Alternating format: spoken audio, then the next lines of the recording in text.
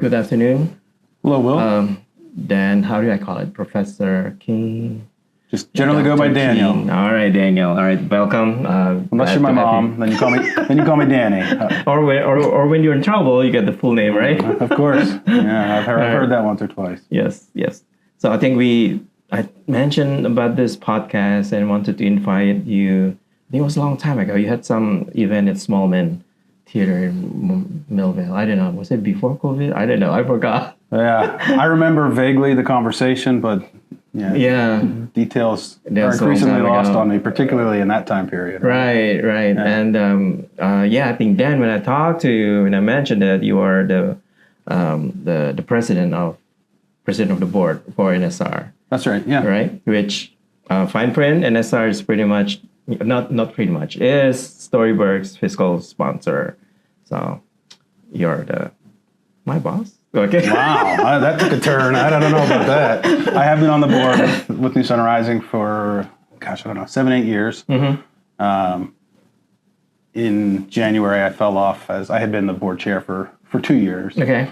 And the work they do in fiscal sponsorship is really critical for the region. And it's been fun to see all these exciting projects emerge and have a pathway to pretty quick funding and all that organizational stuff that, often becomes a really big challenge for an early stage organization. Yep. It's been fun to see that. Yeah, that ecosystem grow. Yeah, which is the case for Storyberg. We are so grateful to have NSR, guiding us, through this new space for me, from the for-profit space to a non-profit. Mm-hmm. So it's quite a steep learning curve. Yeah, I can appreciate that. From knowledge, from the politics, from the fundraising, the grant making, all that stuff. We just, stuff. But we're going to circle back to the NSR. But now I'd like to talk to you first about who you are. How did you get here? Yeah. And I think even before that, let me show to the audience where you live right now, right? So I'm showing the audience right now the map of Beaver County. Okay. Right. So Beaver County is about 30 minutes away, probably driving. Roughly. Okay. So depending on traffic. Of course. It's and weather. I think, my son just told me earlier that, we live in Squirrel Hill, and then he went to Carson, which is outside, and it took him almost 30 minutes. You never quite know. Right. So how long have you lived in Butler County? How long have you lived? Yeah. 2011, moved there from Central Florida, of all places. Okay. My wife grew up in Beaver County. Okay. And, so we're approaching almost 15 years in Aliquippa. Is where I live. Yep. So you are right now you are the founder and the executive director for Riverwise. Yes. So why Riverwise? What prompted you? What made you like, I'm going to do this? Yeah. Oh, a lot of things. This is Storyberg, so I'll start by telling a bit of a story. So my background is actually in higher education. Mm-hmm. I was a professor of rhetoric and philosophy of communication, actually really interested in stories, in communication, and was studying the idea of hope and how that embodies itself in the life of a community. I was living in Central Florida, of all places, and teaching at a place called Stetson University, and then studying communities and community formation and community hope. And my kids didn't know their grandparents. It's like this really weird juxtaposition between my professional identity and the things that I was building into the life of my family. And so for a whole lot of reasons, after a lot of struggle, a lot of conversation, we decided in 2011 that we were going to step away from that and move back to Beaver County. And I'm skipping over a whole bunch of chapters of this story, but really we wanted to lean into hyper-local community formation, community and economic development. We wanted to be a part of what we perceived to be a kind of rebirth of community in not only Aliquippa, but more broadly in Beaver County. So that's what brought us I now say home. I grew up in north central Pennsylvania in Clearfield County, so a little further afield. Okay. But yeah, 2011, that brought us back. Okay. So you mentioned about rebirth. Why? Why does it require a rebirth? So what happened before? What's the background story on that? Yeah, so I wasn't around for a lot of the kind of the iconic story of collapse that is very, very evident in Pittsburgh and Southwest Pennsylvania's history. Aliquippa, the community I live, was once home to one of the largest steel mills on the planet, certainly in the United States, J&L Steel. At one point, 30,000 residents of Aliquippa. There were 30,000 residents of Aliquippa. It's rumored that in its heyday, J&L Steel was actually building a home per day in Aliquippa, and just rapid, growth, expansion. Really, the resourcing and growing of a self-serving community, a self-sufficient community. That was 30,000 residents at its heyday. 10,000 of those 30,000 residents were employed by that facility. So you think about that, 1 out of every 3 people, that includes men, women, and children, were tied to this economic engine, J&L Steel. And in the 80s, it went away almost overnight. And all kinds of reasons for that, some of which I feel like I might start to understand, a lot of which I don't. And it just decimated the community, much like it did, all of Southwestern Pennsylvania and certainly Pittsburgh proper. And, in many ways, the community has been reeling and recovering and rebirthing itself since that time. Yeah. So it's been a while. Yeah. All right. And so, to be frank, how do they get by now? What is the replacement? What is the industry that replaces the jobs? Yeah, I mean, for a long time, and in many ways, even till this day, there's not a one-to-one replacement, right? I mean, we're talking about a massive global economic force, densely populated in a relatively small community. That goes away. You don't just put up a Sheetz and a hot dog stand and a grocery store and fix that. And so, I think really the story of Beaver County, certainly of Southwestern Pennsylvania more broadly, and I would say really of Rust Belt America, has been trying to answer exactly that question. And you introduce globalization, you introduce mechanization, these kinds of forces, you can't recover from them with a simple set of answers. And so there still are not great answers. Now, we can, I suspect, talk about this. There has been more recently a resurgence of the petrochemical industry in Beaver County. We discovered this thing called the Marcellus Shale under our feet. And, Shell has built a $15 or so billion facility in the heart of our community that, depending on who you talk to, could be an answer to your question. But that's complicated too. So right. I don't know. Yeah, everything has pros and cons. So depends on how you look at it, the perspective you look at it, and what the goal that you want to achieve at the end, right? So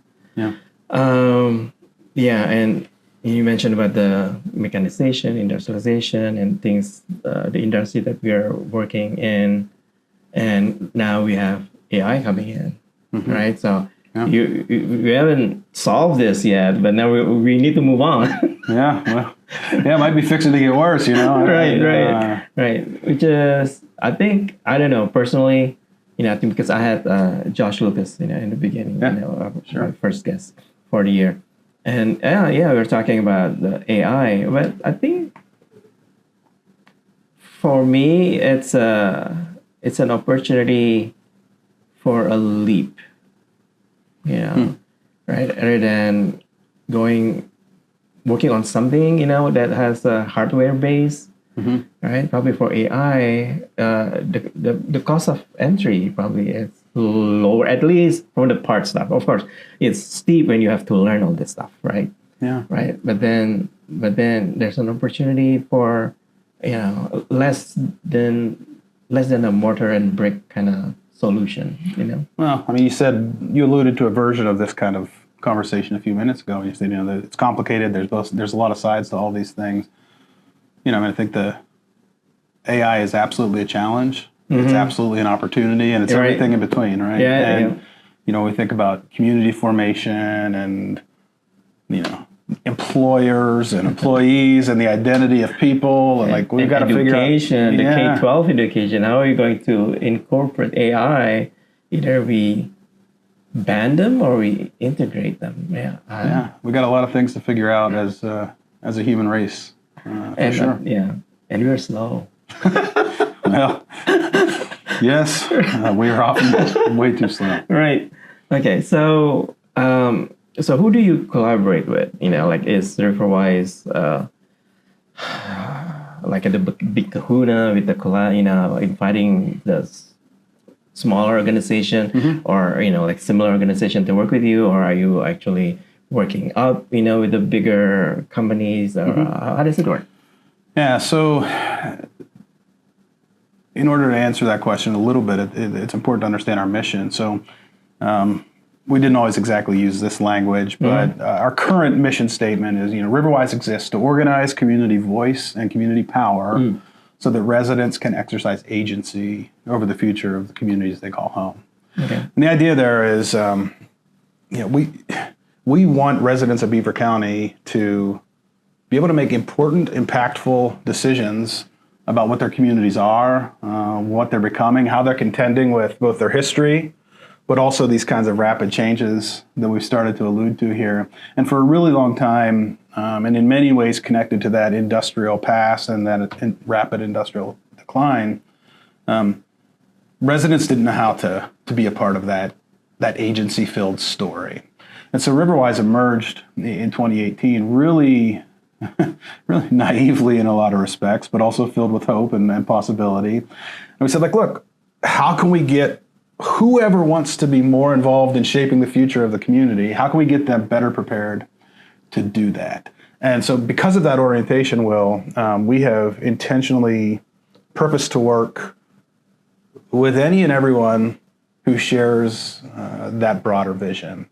That most often manifests itself in working with nonprofit leaders, nonprofit collaborations, civic organizations, churches, oftentimes entrepreneurs, people who are on the cusp of wanting to do something, sort of the agitated masses, right?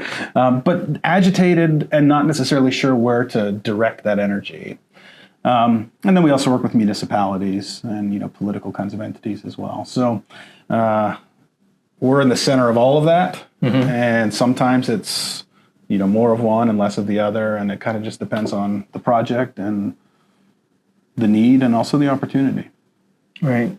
So you want to give agencies to the community to tell their needs, to communicate what they want or their difficulty, their challenges. But who are the targeted audience that they need to speak to? And do they actually listen? Yeah, audience is a really fascinating question, as you know, as a storyteller.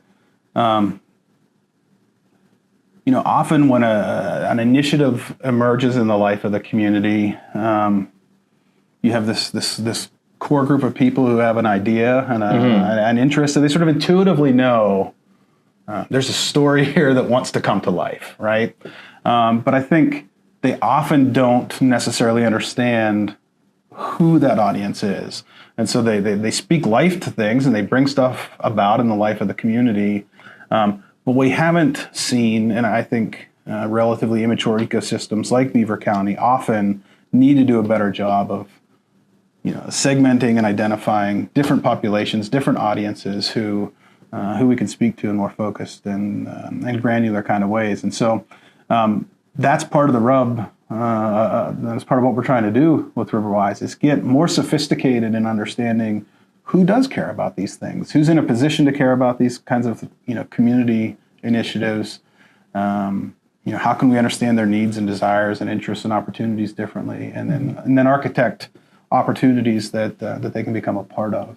So that was maybe a long roundabout non-answer. I'm not sure, but we're figuring those things out Yeah, it's I think as a like storyboard, also we like to do storytelling. I think we are also the same conundrum, same problem, or like same dilemma, like a who needs to listen and who are actually listening, right? And we want the higher ups, the power that be, to listen, to persuade them to make decisions that that are aligned to our wish, right? But sometimes getting their attention is hard, right? Sure. And one thing that I'm that's really great. Let me show the audience again of your I'm showing here your website. It's beautiful. Thank you. This is like this is like a NPR quality. Well, I'm going to put that on a T-shirt or maybe a tote bag, huh? It's like wow. So Well, this is a really interesting. I'm honored that you would land on this for a second, but all this is a shot of what's going on in the community, right? Yeah. Our communities are beautiful places. Even when they're struggling, they're beautiful places. And maybe most of all when they're struggling, they're beautiful places because we're forced to create and curate and aggregate beauty in a way that makes it so much more meaningful and alive. And so, we have foregrounded storytelling, community voice, community identity as part of everything we do. And in many ways, the stories tell themselves rather. And this is an image. We have a photo, a professional photographer, a professional documentarian, a professional journalist, a professional filmmaker, all embedded in our organization. This is one of the pictures of that our photographer has taken, and it's just showing back what's already present in the community. Yeah. Also, I found here, you have is this like a annual report? No, this is. So you've maybe heard of this guy named Joe Biden. There's a picture of him somewhere. There is. There you go. So early on in the Biden administration, he signed an executive order that aspired to direct a certain amount of funding to what was at the time called environmental justice communities. Okay. And one of the mechanisms that determined how those resources flowed into environmental justice communities was this thing called community benefits. Okay. Community benefits plans. We could get in the weeds really quickly here, and I don't know how useful it is for you or your listeners. But basically, if you're going to come into my community as a developer and make something, and you're going to ask the federal government to help fund that, the Biden administration said, you actually have to show that you're going to benefit the community that we're investing federal dollars in. And community benefits plans were the way that you demonstrated that was happening. And so Riverwise organized for a couple of years around this community benefits process. I really very much at the heart and soul of our organization, organizing community voice and power, trying to get residents better prepared to articulate what they actually wanted in the life of their community. And so this document is a reflection on all of that national, federal, political apparatus.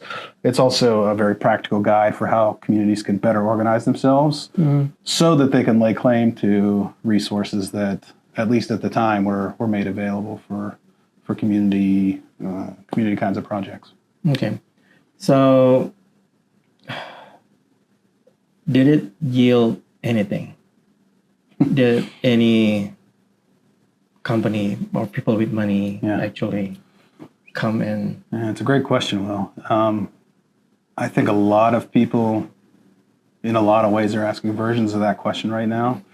And not just necessarily for the organization or for the Beaver County. I mean, I'm asking this in general for the allocated money, the allocated for this project for nationwide, right? I wonder if there's a collection of data that are available or can be pulled that show what is the yield. Yeah. So, the unequivocal answer is yes. The data for that is, I would say, emerging, and emerging all the more rapidly in an environment where we're being forced to justify and validate that affirmative answer, right? So a couple times a week, probably I get some sort of an email blast that says, hey, help us show, what was actually accomplished in this previous administration and how these investments were starting to change the way you think about life in the community. And so you could go out and find databases of projects that were funded under this set of federal priorities, that were bringing things to life, in various communities. And I can, share some of those things with you, even as it relates to Beaver County. But I think more fundamentally, and this is where, for me, some of the really kind of gut-wrenching pieces of this conversation emerge, communities were starting to hope again. We're starting to dream again. We're starting to recognize themselves as potential sites of agency. They were starting to say, oh, wow, I don't just have to hope about things. There are actually mechanisms and laws and resources and pathways to bringing about a different kind of future for our communities. And that is, at the same time, the most exciting piece of what happened, and also, frankly, the most devastating piece. Particularly for low resource, and in this case, what were called environmental justice communities. They have been taught again and again and again and again and again not to hope. And there's almost nothing worse than trying to come back and start again after your hopes have been dashed. Right. And so, absolutely yes. And also, we're in a period of attrition and mourning for unrealized hopes that we got to figure out what to do with. Right. Understand. So I think sometimes when we try to measure, again, like Storyburg is also on the same, almost similar path there, challenges and difficulty that when people want to measure the outcome, and the outcome is real, tangible, they want to say, okay, how many corporate dollars have been invested due to this, but we're not even there yet. Right now, like you said, give them hope. Like for Storyburg, when we invite people to tell about their story, most of them are hesitant. Most of them I don't know whether I can do it, right? But then when they get the opportunity, when they get the enough training, coaching, and positive reassurance, and then they're able to tell about their stories, and they're like, I can do it. Yeah. Well, that's an outcome, right? Yeah. Right. Right. That's a real thing in the real world. Yes. Even like this, honestly, personally, I'm not a public speaker. I committed to my colleague Pamela Mong, the ringleader of this storytelling on stage in person. I told my stories, and it's like, okay, I can do it. Let me start a podcast. Hey. All right. Good for you. All right. So I think in everybody have this practice. Sure. Have this like a pat in the back, or it's like support, and yeah, you can do it. Tell your opinion, tell your story, tell what you want, what you need, and then not just to one person, to other people. And probably now they can hey, Mr. Mayor, I need blah blah blah. Hey, Mr. Senator, right? Well, in one sense, your story is a story about stories. In another sense, your story is a story about human agency. Right. You're talking about your own journey to a podcast. There are all kinds of things that have to happen in order to give you the courage, the confidence, the willingness to take that kind of risk. We need communities full of those kinds of conditions, so that creative, thoughtful people, which we all are, can take risks and do interesting, exciting, innovative things in our community. And I fear that in this season, for a whole bunch of reasons, it's becoming harder and harder and harder to envision oneself taking those kinds of risks. And risk which requires people to be more bold. Yeah. Right. And I think numbers, we have to win it by numbers, right? If we have more people with courage and agency to do this, and as long as they're united in what they want to talk, they're united in the goals and vision, can make it happen.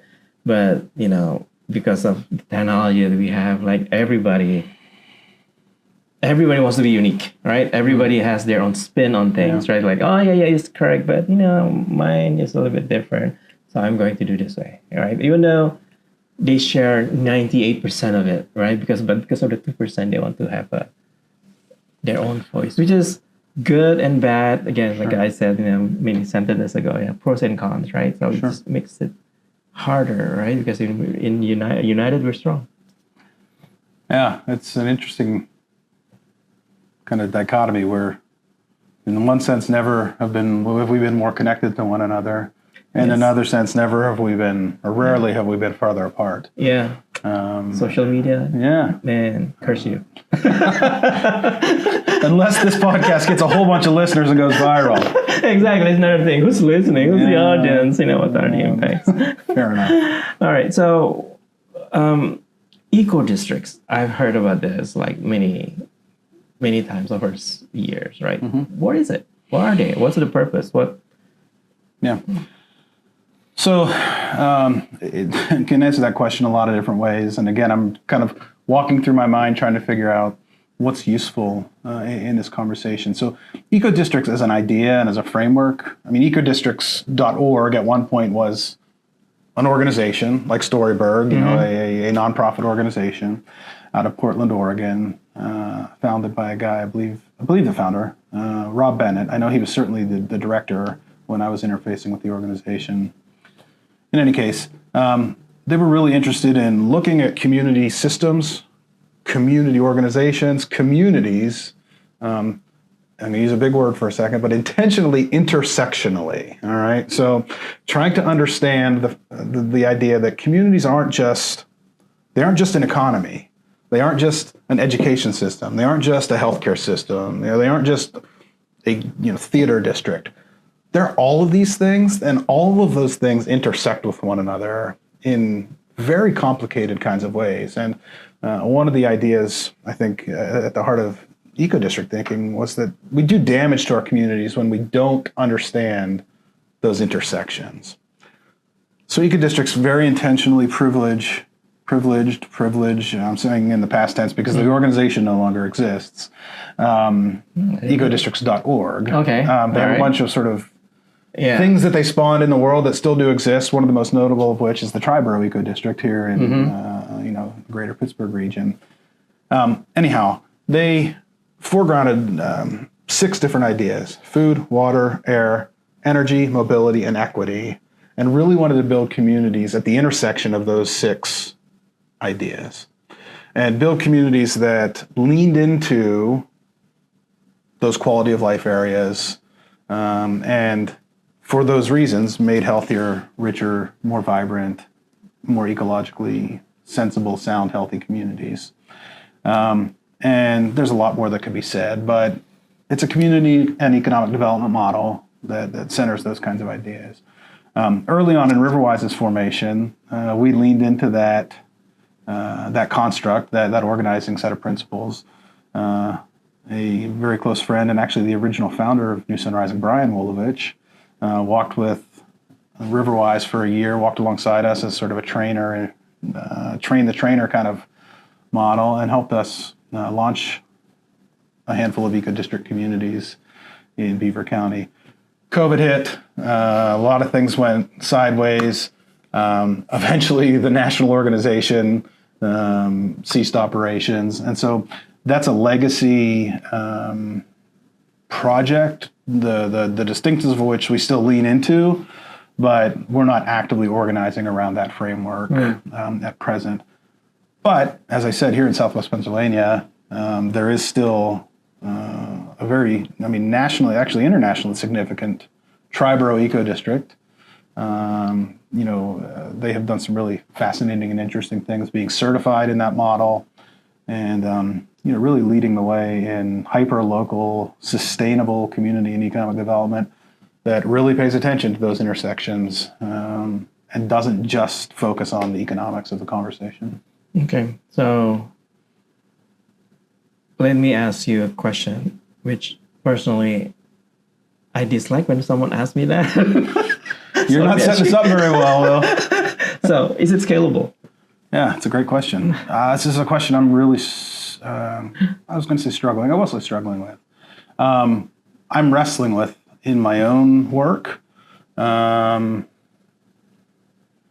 Very, very often the kinds of things we're talking about and talking around emerge on the back of one or a handful of charismatic leaders who have a vision for something. And oftentimes that vision ends up being connected to their story and has a hard time being replicated, right? There are a ton of reasons for that. Many of those reasons are baked into the way this kind of work gets resourced and incentivized. And that could be a whole nother series of conversations that one might have at some point. But the problem of scale and replicability in our sector is significant. We don't invest in long-term solutions. We don't invest in the underlying infrastructure and the mechanisms that make scalable kinds of operations possible. We don't incentivize participation in the sector. None of my employees have health insurance, for instance. I don't have I buy health insurance, and it covers next to nothing. My employees don't have a retirement. You don't build and scale on the back of a system that doesn't incentivize longevity. So there are a lot of systemic reasons why something like we just talked about is hard to scale. And then there are also, a whole bunch of other kinds of reasons in our current moment. Political realities make that super challenging. But if you step back and you ask yourself, is it possible to envision a world that cares about environmental sustainability, that cares about community health, and that can do that at scale? The answer to that question, again, unequivocally has to be yes, right? It's a failure of imagination and leadership that makes it less possible. That's super sad to me. And sometimes it's wildly overwhelming. Yeah. And these are the things that my children are going to have to contend with. I'll continue to contend with them as long as I'm able. Yeah. But it's heavy kind of stuff. Yeah. So when we ask ourselves, when we ask our organization, when we ask our allies, right, who are working in the space, why is that though? Why is that the case? Why is it hard?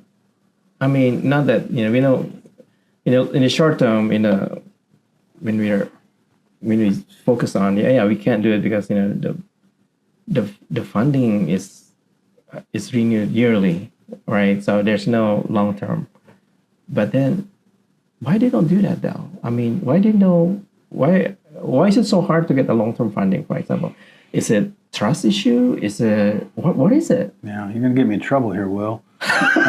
In general, we're not talking about anybody. It's just we are being abstract and philosophical. That's right.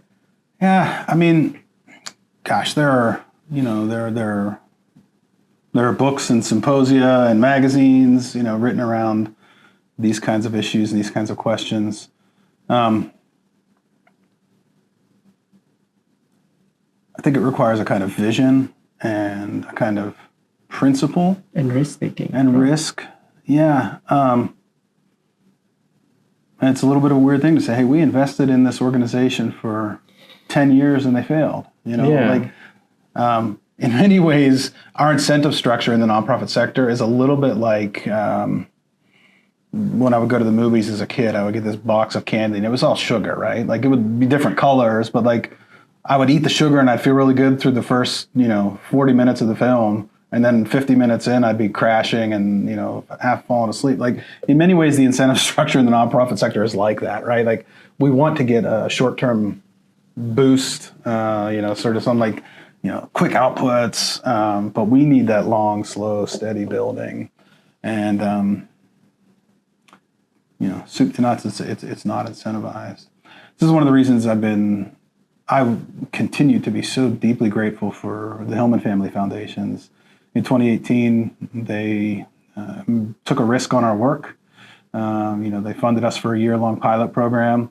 They came back and funded us for an additional 6 years After that, ended up investing north of $1 million in establishing Riverwise as an organization. And, I haven't done the calculations lately, but the ROI on that investment is, something on the order of 6, 7, 8x. Frankly, I've argued to Hillman that, we need another 7 or 21 years to do the kinds of things that are required in a place like Beaver County. And, understandably, those are conversations that happen, all over the sector. But they have been so kind and willing to make that slow, steady investment. And that's absolutely critical for changing the kind of systems that we're all living in. Right. Yeah, I think it's... I think, when I asked that and when you give me your answers, there was like a deja vu moment, like I think I asked this question before, probably like, I don't know, many podcasts before, in the past. And I think I remember saying that, relating to where I used to work in the corporate world, that when we do our, when we did our, project management, right, or in the bigger scale, the company would set aside a tiny portion for a disruptive technology, something that probably 90% will not yield to anything, but it's a money that's worth investing, right? They know that it's probably just a burning money, but there could be one unicorn will come up, right? But they know, but 99% of them will be waste. But somebody has to do it. Somebody has to take a risk. Yeah. It's like, okay, let's do this. Let's give them a chance. Give them, I don't know, whatever, right? In technology, probably it's, I don't know, probably like 3 years, 5 years. Like even that is not like a month, right? It's like you have to put in your money, you have to put in your resource for someone to try it, right? And I think, if I'm not mistaken, even in big companies right now, for example, like Google, they do have Google app, right? Sure. So every employees could pitch in, and like, I have this idea. Okay, if they're funded, they can work on it, right? And let's see.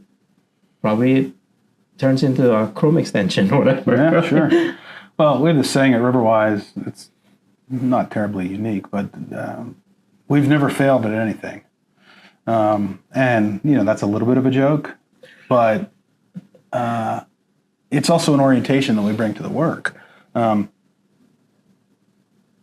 We try things and then we learn from what happens. And sometimes that could be framed as missing the mark or even failure.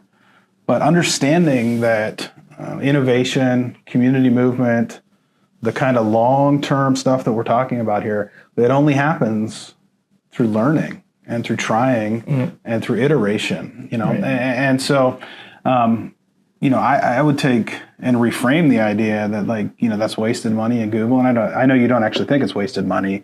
It's invested money. Right? I was a scholar at one point in my life, and as was my wife, and we used to lament that, man, I wrote like 18 pages today, and it's all garbage, and I got to throw it away and start again, right? I had to go through the work of creating the garbage to find the stuff that shouldn't be thrown away. If I'm not doing things in my life that require that kind of process,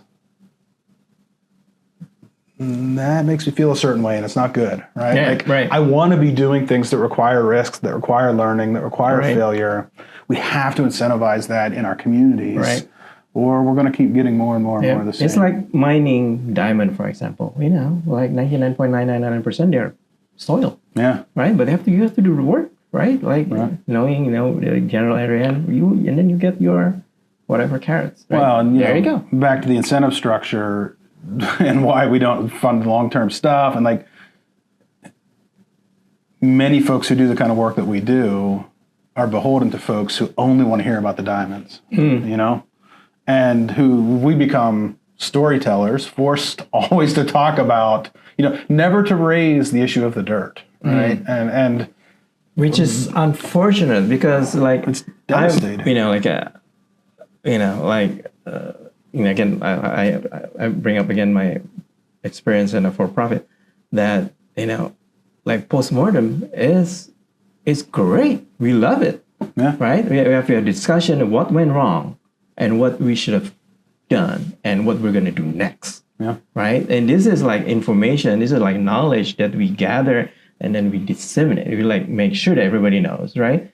which is unheard of in nonprofit. Yeah. Like when they created conference, they're so happy. Oh, we invested blah blah blah million of dollars to invite blah blah blah blah people into the city, blah, blah, blah. And then what? Where's the So Proud to tell you that so Riverwise just finished up the second year of a project. You've heard of East Palestine, the Norfolk Southern, Norfolk Southern train derailment. That happened 600 feet from the Beaver County line. 30 more seconds on that rail, and this would have been the Beaver County train derailment. So we have followed very carefully residents for 2 years now, and have built community documentary. Piece by piece, we've been building that work. We just finished the second year of that project, and are getting ready to start a third.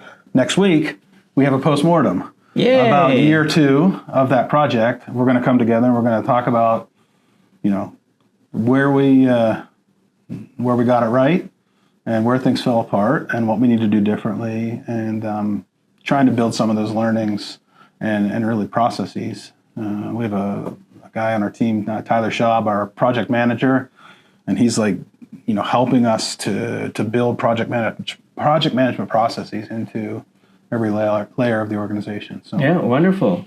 It's happening. If you need a consultant, hire. Hey, there you go. Man, I couldn't have even asked for a better plug. Yeah, so I think it's great. Sometimes, sometimes I'm disappointed. For example, I don't know. I'm just because you just mentioned the eco district in Oregon no longer exists. Okay, so I was like, why? What happened? What could have been fixed, or is it just COVID? Apparently COVID, or what's going on, right? So always, in my brain, when there's an organization, there's something. And last year there was, or probably in the year, I don't know, this $600 million investment to be invested here in downtown Pittsburgh, blah blah. It's okay. I wish if it fails, right? I like to see the postmortem.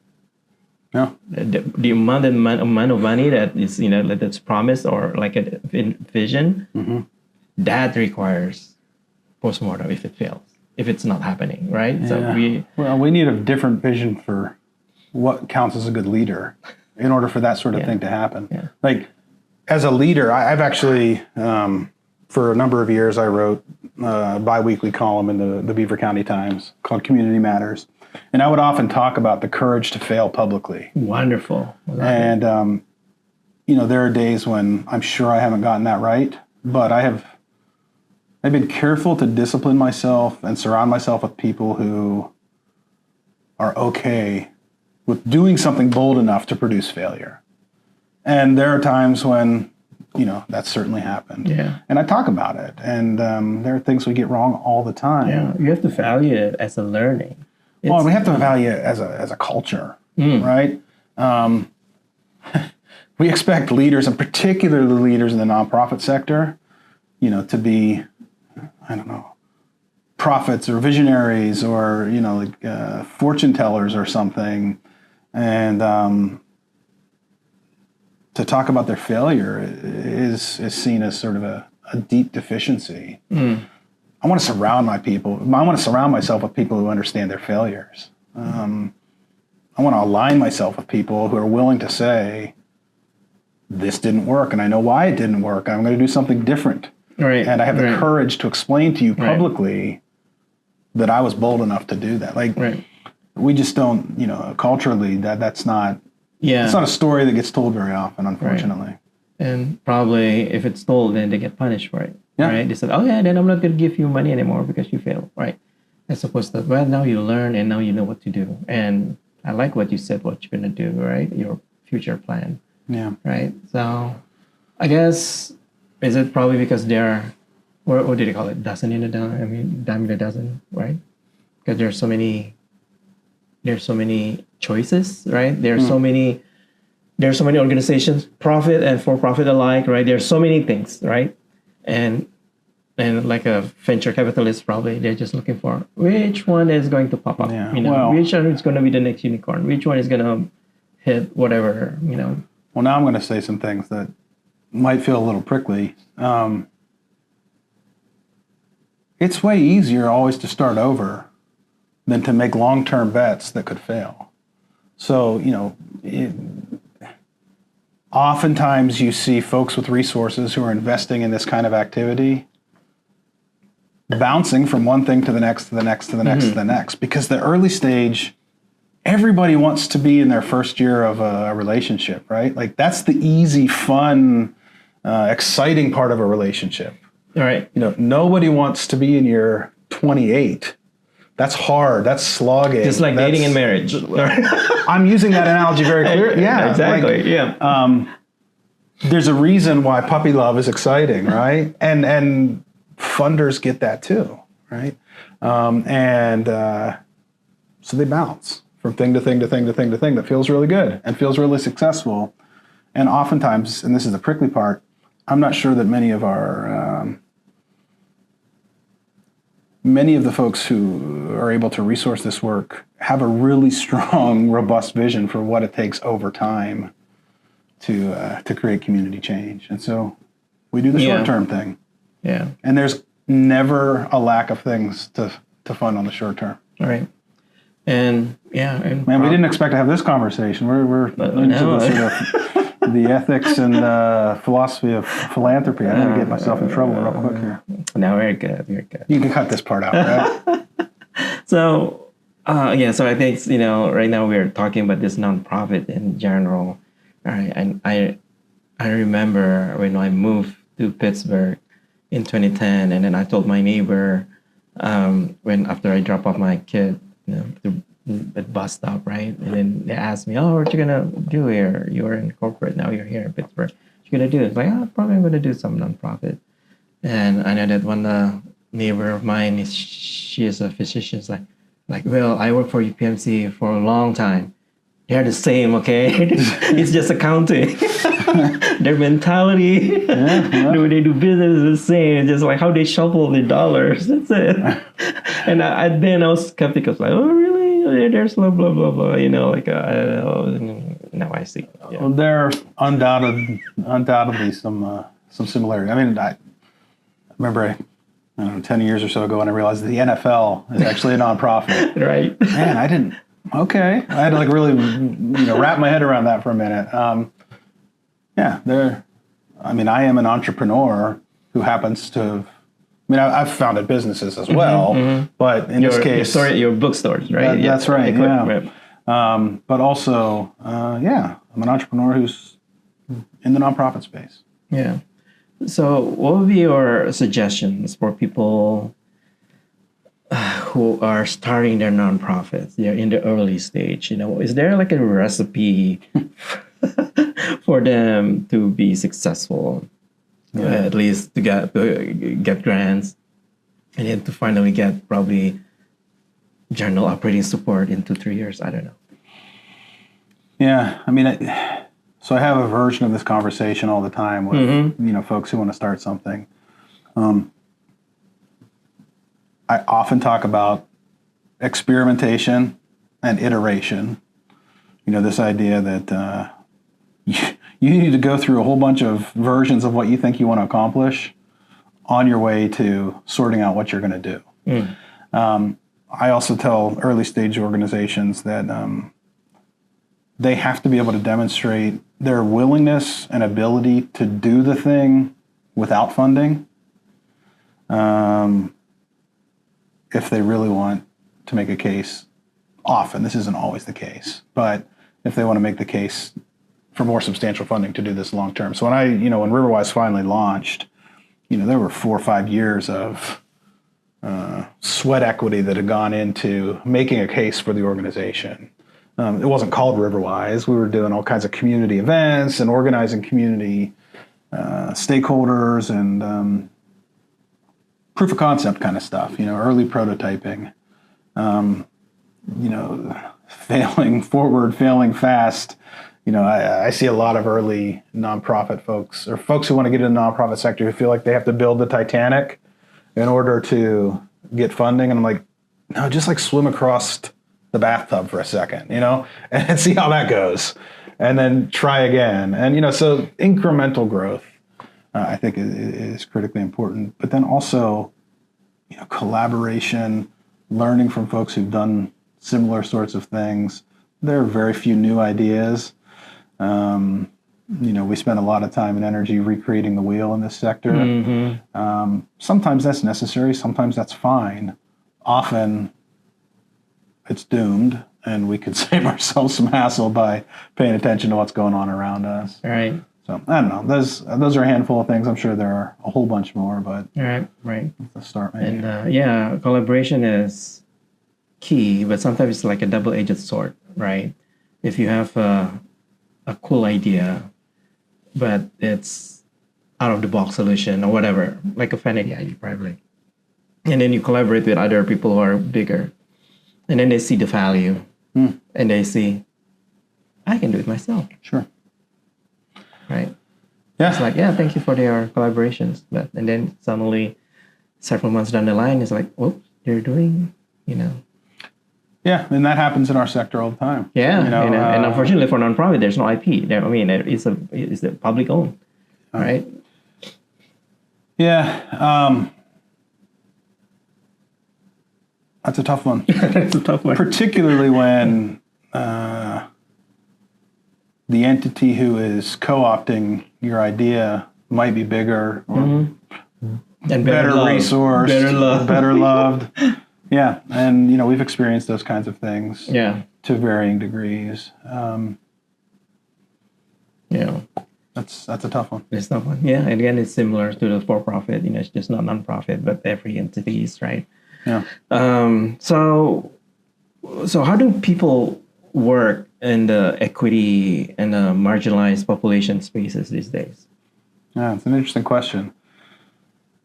I mean, we're obviously having this conversation with the backdrop of a dramatically changed federal environment. We're in a second Trump presidency. There's been a cultural and political and policy backlash against, perceived excesses. And in many ways, organizations like ours are bearing the brunt of some of that fight. I just said that sentence, and I want to be super careful. I'm not oppressed in this moment. I don't feel personally like I have much right to claim any of the pain or suffering that's happening in 2025 as it relates to diversity, equity, inclusion. And so I just, there are folks in our sector who are deeply suffering as a result of what's happening in this moment. And though I'm talking about these issues, and I'll talk about how they affect, bottom lines and dollars and things like that as well, I recognize that I'm having this conversation from a very privileged position. So there's a lot of code switching that's happening in this moment, and some of that is entirely sensible and appropriate. I mean, we always describe things in different ways dependent upon our context. So, that's one thing that's happening. There are shifting priorities that are happening. There's attrition that's happening, things that one was doing at one point that they no longer are. That's how some people are moving in this space. There are coalitions and new resources that are being uncovered and tapped in this moment that in some ways I think is good. Folks are emerging to fund work that they weren't funding in the past. We had someone come on in off the street I had never met before in my life last week and say, I want to donate to your organization, made a substantial donation because of what's going on in the world right now. That's the way some organizations are. I need like 95 more of those people by the end of the next quarter. So like there's it's limited, but all those kinds of ways people are doing this work. Some are doing it very vocally and vociferously, right? Like they're leaning in all the more, and kudos to them, and thank God that they are in a position to be able to do that. There's no single response to that question. There's as many responses as there are organizations. Yeah, probably if we have to use one word, probably just like hustling. Yeah. Just make it work. Well, Yeah. on some level, this happens. This happened. I'm not equating what happened with the last presidential transition and right now, because they're very, very different. Yep. But, this happens on some degree with every major political shift, right? Of course. Whether at the federal or even, state or local level. Like, our sector is trained to be a chameleon, right? And so in some ways, like, we're poised for that. The thing that's going on here is, a chameleon is the same animal who has to change colors. We're talking about going from a chameleon to a spaceship or something. Like, it's a very, changing the habitat completely. That's right. So radically different kind of, diametrically opposed kind of situation. And I think one of the things that's really challenging about this environment is that so many of our organizations, when I say our, I mean, the social sector, we're incentivized to do precisely the thing that is being disincentivized in this moment. So it's not just that there was like a bunch of stuff happening that needs to be reframed. It's like there's a bunch of stuff that was being incentivized. It's exactly the wrong stuff. And now, that's a very different and even harder kind of equation to solve for. Yeah. And I'm thinking right now whether it's the same or not, but let me just ask. Let me just put it out there. Like in different industry, the for-profit industry, usually when there's a earthquake happening, in the environment, they do a lot of merchant acquisition, like a let's join force, right? You mentioned about coalition, but is it common, or, the way I see that it's rare, but I wonder, is it possible for nonprofit organization to merge, to create a single entity as opposed to just coalition of many different entities? Yeah. Actually, like, hey, you're sharing, the same, let's due to the funding, whatever, usually for the for-profit, because of the cutback, then they say, okay, let's share, that's the easy one. Let's share the IT department. Let's share the HR department. Let's share, It's certainly possible. I think our sector often lacks an imagination for this kind of stuff. Or too much ego, because they have this idea, this is what my work should be, right? And the founder's complex, right? Yeah. Certainly the ego. I would also say the incentive structure, right? Like, philanthropy has a harder time wrapping its head around the kind of thing we're flirting with talking about right now. Then, founder starts this organization and does their own thing, and it's an easier story to pitch sometimes. But yeah, this happens. This can happen. Riverwise, in our ongoing partnership with New Sun Rising, has done versions of this kind of thing. Throughout this past year, we shared 2 staff members. So I had a full-time environmental justice community coordinator hired, paid for by Riverwise. New Sun Rising had a full-time environmental justice project manager hired and paid for by New Sun Rising. And we worked on stuff together, and they shared their time across 2 different organizations. So we've experimented with the boundaries there. I think in this season, depending on how long and how severe challenges to the sector persist, the kind of stuff you're describing is going to become necessary. There will be attrition, there will be contraction. It's already happening. And for some organizations, it might be the only means for survival. Right. So, in general, but then, these days, this environment makes it even harder.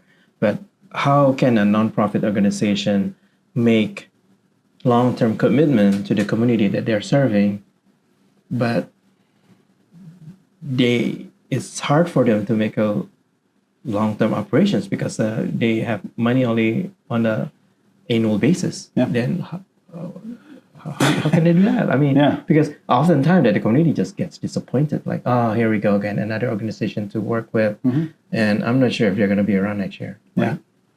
It's exactly the right question. I wish there was a really good answer. I will tell you, and I'm happy to tell anybody at any point in time what this number is, but Riverwise, as of this week, has like 10.25 months of operational runway So if I look and see what it costs us a month to operate, and I look at what's in our bank account and what we can actually spend in 10.25 months, that number's zero unless we keep raising funds. In the nonprofit sector, that number being 10.25 is like wildly luxurious. That's disgusting. That we're building the fabric of our humanity on the back of 10.25 months of certainty. It's no wonder our communities are struggling, right? I have 10.25 months of hope that I can pour into my community before it all falls apart. Like, that's twisted stuff, right? Yeah. Most organizations are more like 3 or 4 months. Okay, so how do we operate in the sector? Well, it's a crazy balancing act, and it is often, the reality is, it's projecting a kind of hope and longevity that isn't actually merited by data and dollars, you know? So, you know, there are many of us in the sector, and Riverwise, you know, we have been unusually successful as an early stage organization. I'm super grateful for that. And, you know, as I said, a lot of that is connected to Hillman's commitment. We were able to get some federal dollars in the door. You know, we've been in a generally privileged position, and it's still not good. But many in the sector they're sharing certainty that doesn't actually, I mean, they're sharing publicly things that, they're not lying, you know, they're projecting hopeful possibility, and then they're scrambling on the back end to figure out how to make it work. But then they're also paying their staff, you know, $12 an hour, you know, whatever. You know, so it's too low for their, you know, standard. Man, we keep coming back to this this funding question. It's almost like it's important, you know. It's the livelihood or the I don't know, right? So yes, it's tough. Again, you can see the pain from the community perspective, right? I mean, it's like even at this university level, right? Project can come and can go, right? Even though with the backing of universities or with the research institution, whatever, because you know the grant can be pulled out, the grant can be canceled, the grant can be not renewed, and it's done. Well, right, and people have, even though in the beginning of the project, probably they get this vision, the founder's vision, okay, in year 3 we're gonna do this, in year 5 we're gonna do this, and then year whatever we're gonna take off, right? And then now it's like year 18 months, right? Yeah. It's no good way to build humanity. And that's what we're doing. We're building humanity out of bubble gum and duct tape often. Right. So, yeah. And thank goodness for nonprofits. We are the stopgap organizations, right? And that's what we are here for. Yeah. Yeah. And so I know you're not a fortune teller, but what can you tell of where we're going to be X number of years from now? Pittsburgh as a region, Pittsburgh, Southwestern Pennsylvania in general. X, man, you're putting all the burden of filling in what that X means. You're putting on my shoulders. It depends on you. However you want to answer it. 18 months, 18 years, whatever. Considering what we all just said. This, I mean, I'm generally a hopeful person. We have to be, right? Well, it's a discipline. Yeah. And there are days that it's absolutely the right thing to do, and then there are days that lament is worth leaning into as well. I find myself vacillating a bit these days. But, when I look around what I know of Southwestern Pennsylvania, what I know more particularly of my own community in Beaver County, I'm deeply hopeful about the things that I see. I see residents who are fed up in a good way, productive frustration, but who are not just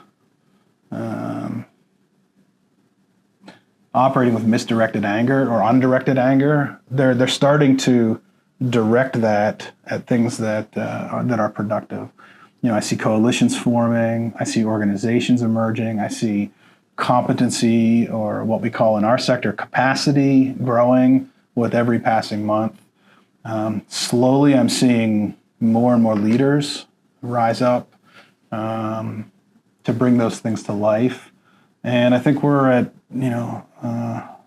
we're at a bit of a tipping point. My father-in-law uses the analogy like a 747 barreling down the runway. It's like at some point that, that airplane gets to the point where it's got to do one of two things. It's either going to take off or it's going to crash and burn, right? And there are no in-betweens. In some ways, the communities that I work in with, I think we're at that place. I'm hopeful that, we will soar and that the conditions have been created to make that possible.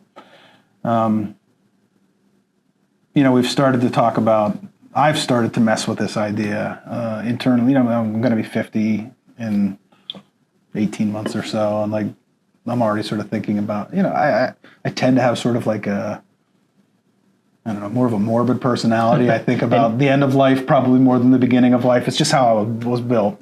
And so I think about legacy, and I think about succession, and I think about longevity. And I'm toying with this idea of starting something at Riverwise called Future Shade. And there's this quote, plant a tree under whose shade you won't sit. And really starting to think about the long game. Like, how do we invest, despite the incentive structure within our sector, how do we invest in things that will bear fruit that we never have the opportunity to taste?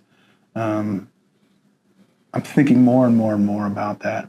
I think if we can incentivize that in the sector, if we can rise up leaders who are willing to do that sort of thing, the future is super hopeful.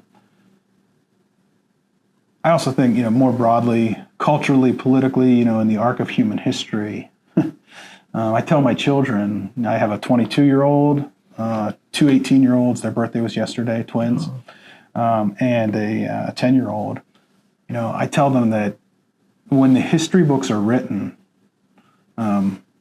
these 20 years that you've just lived as a child, they will be a hinge on which a major piece of the human story has swung. We're in a time of rapid transition, a time of rapid upheaval. The things that we've experienced together from, at least 9/11 forward are significant. And the dis-ease that we feel as communities is not accidental, right? It's not just, I don't know where that came from. Like, there are things happening in the world that are bringing that to life. Yeah. We're in this moment where we have the ability and opportunity productively to respond to that. I think we will. Question mark. I hope we will. I'm going to do what I can to bring that about. I hope that I'm creating children and leaders who will do the same. If that happens, I'm super bullish on Southwestern Pennsylvania. Wonderful. We need more people like you in Southwestern Pennsylvania. Well, and you too, Will. It's great talking to you, and really appreciate your presence and your wisdom and your answers. Delighted to do it. All right, great. Appreciate Thank you it. very much. Thank you, Will.